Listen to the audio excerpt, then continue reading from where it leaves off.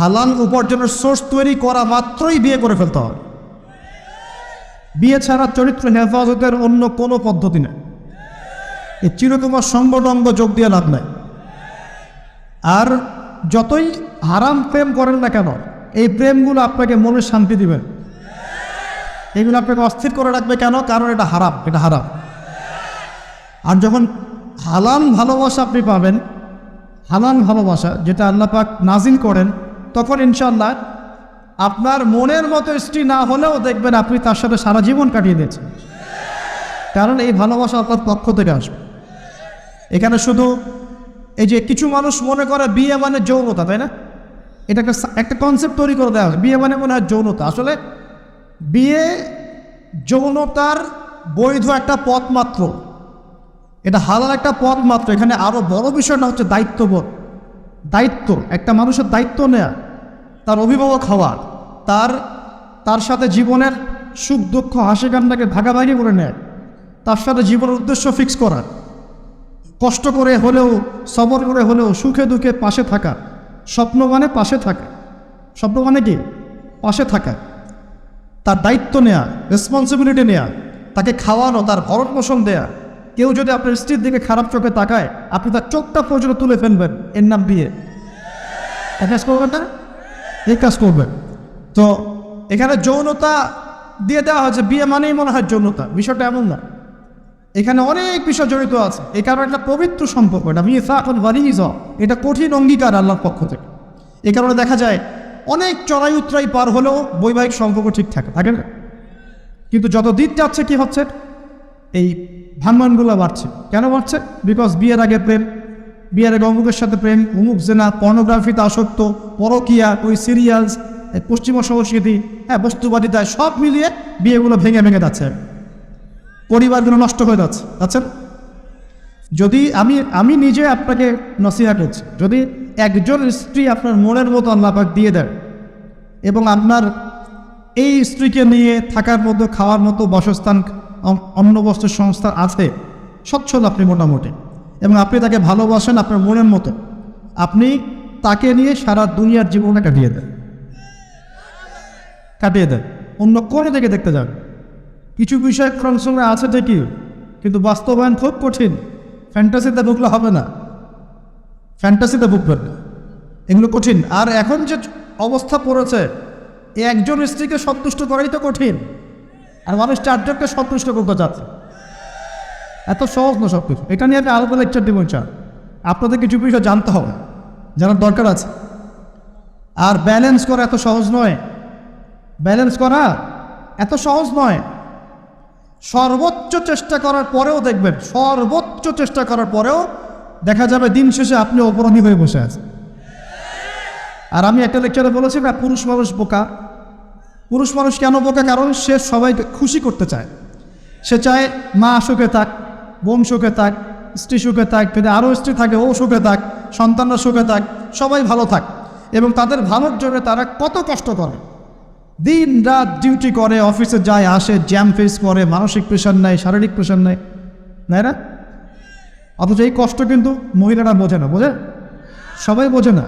আছে অনেক ভালো স্ত্রী আছে, কিন্তু সবাই কিন্তু বোঝে না। মনে করে যে পুরুষ মানুষ মনে হয় ভোগবাদী, খালি মেয়েদেরকে ভোগ করতে চায়। অথচ সবাইকে সুখে রাখার এই চেষ্টায় একজন পুরুষ দিন শেষে নিজেই সুখী হয় না। বহু পুরুষ শেষ বয়সে গিয়ে একাকিত্বে ভোগে, একা হয়ে যায়।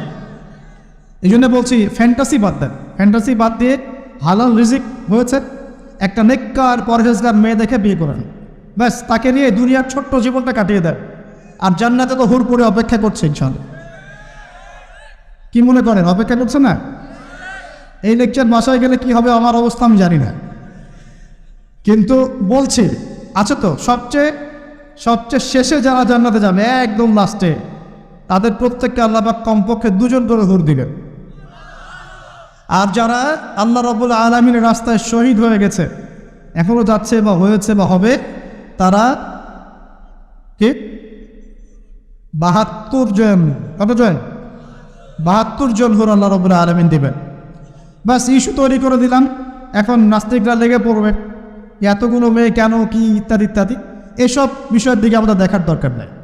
আল্লাহ পাক আমাকে আপনাকে দিলে ওর কি কোনো সমস্যা?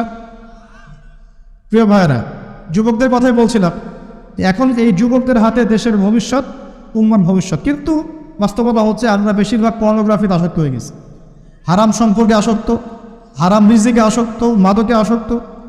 এখান থেকে বেরিয়ে আসতে হবে। বেরিয়ে আসার পদ্ধতি কি? এই যে আমার হাতে যে কিতাব দেখছেন, আল কোরআন, এই কোরআন আপনার সমস্ত হতাশা দূর করে দিবেন চান, এই কোরআন আপনার সমস্ত কষ্ট দূর করে দিবেন চান। মানুষ বেকারত্বের সমস্যায় ভোগে, পারিবারিক চাপে পড়ে, হ্যাঁ, বন্ধুবান্ধবদের পাল্লায় পড়ে, বা গার্লফ্রেন্ড চলে গেছে ছেড়ে, এইসব কারণে মাদকের কাছে যায় শান্তি পাওয়ার জন্য। কোরআনের কাছে আসো, শান্তি পাবেন চান। অথচ নামাজে আসো, শান্তি পাবেন চান। আমরা যুবক ভাইদেরকে রিকোয়েস্ট করবো, এই যে সামনে রমজান, এই রমজানে আল্লাহর ওয়াস্তে কোরআনটা পড়ো শেখা। এবং যারা পড়তে জানেন, কোরআন এবার এই মাসে খতম হবে ইনশাআল্লাহ। প্রত্যেক দিন কমপক্ষে 1 পারা করে, প্রত্যেক দিন 1 পারা পারা যাবে ইনশাআল্লাহ। মাত্র 1 ঘন্টা সময় লাগবে 1 পারা পড়তে, 1 পারা পড়তে 1 ঘন্টা লাগবে। আর যারা হাফেজ আছি, ইনশাআল্লাহ আমরা এই রমজান মাসে 30 পারা কোরআনের অর্থ পড়ে শেষ করে দেব। নিজে আমি নিয়াত করছি, আপনারা নিয়াত করেন। এই পুরো রমজানে আলিফ লাম মিম থেকে শুরু করে মিনাল জিন্নাতি ওয়ান নাস পর্যন্ত একবার হলেও অর্থ সহ পড়ে শেষ করবো ইনশাআল্লাহ। পারা যাবে ইনশাআল্লাহ। আমরা দোয়া করে আল্লাহ পাক আমাদের সবাইকে রমজানে পৌঁছে দিন এবং আমাদেরকে রমজানে বরকত দান। পুরো বিশ্বের প্রেক্ষাপটটা বুঝবেন, বিশ্বের যুদ্ধ বিগ্রহ চলছে এবং সারা বিশ্বে পশ্চিমাদের দ্বারা, ইহুদি খ্রিস্টানদের দ্বারা মুসলিমদের উপর ব্যাপক নির্যাতন চলছে। এই নির্যাতন থেকে বের হতে হলে আমাদের শক্তি বৃদ্ধি করতে হবে। কী করতে হবে? শক্তি বৃদ্ধি করতে হবে। কিছু কথা খোলামেলা বলতে হবে এখন, কারণ খোলামেলা কথা বলারই সময় এখন না বললে অনেক দেরি হয়ে যাবে। মুসলিমদেরকে জাতিগতভাবে এখন ঐক্যবদ্ধ হতে হবে। আপোষে এই হিংসা, বিদ্বেষ, মারামারি, কাটাকাটি বন্ধ কর। আমরা সবাই মুসলিম, সবাই একটা জাতি। আমাদের মধ্যে ইখতিলাফ থাকতে পারে, কিন্তু আমরা মত পার্থক্য থাকলেও মতবিরোধে যাব না ইনশাআল্লাহ। আমরা যদি কোনো মুসলিম ভাই আমাকে গালিও দেয়, যদি কোনো মুসলিম ভাই আমাকে গালিও দেয়, আমাদের সাথে শত্রুতাও করে, তারপরেও আল্লাহর দুশমনদের সাথে মোকাবেলা করার জন্য আমরা একসাথে লড়ব ইনশাআল্লাহ। মুসলিমদের মধ্যে ঐক্য আনতে হবে। ঐক্য আনতে না পারি, বিভক্তি বাড়াবো না। ঐক্য আনতে পারছি না, বিভক্তি কমসে কম বাড়াবো না, এটা খেয়াল রাখতে হবে। এরপরে আমাদের মুসলিমদের প্রথম দরকার জ্ঞানের বিপ্লব। কিসের বিপ্লব? কোরআনের জ্ঞান, হাদিসের জ্ঞান, এই যে ইসলামের জ্ঞান, দ্বীনের জ্ঞান এবং দুনিয়াবি জ্ঞান, এই সমস্ত রকম জ্ঞানকে একত্রিত করে এমন শিক্ষা গ্রহণ করতে হবে যে ইনশাআল্লাহ আগামী দিনে যেন আমরা আগামী 10 থেকে 20 বছর পর এই কোরআন সুন্নাহর জ্ঞানকে দিয়ে বিশ্বকে চ্যালেঞ্জ করতে পারি। এমন প্রজন্ম তৈরি করতে হবে, আল্লাহ পাক তৌফিক দান করুন। এখন আমাদের সবাইকে আদর্শ পরিবার করতে হবে। নিজের পরিবারের মধ্যে কর্তা আমি আমার পরিবারে পর্দা কায়েম করবো, কারো কিছু বলার আছে? আমি আমার পরিবারে নামাজ প্রতিষ্ঠা করবো, কারো কিছু বলার আছে? আমি আমার পরিবারের মধ্যে দ্বীনের ইলম তালিম চালু করবো, কারো কিছু বলার আছে? নিজের পরিবারে করতে আমরাই। অতএব পরিবারটা কমসে কম ইসলামিক করে গড়ে তোলেন। আল্লাহ পাক তৌফিক দান করুন।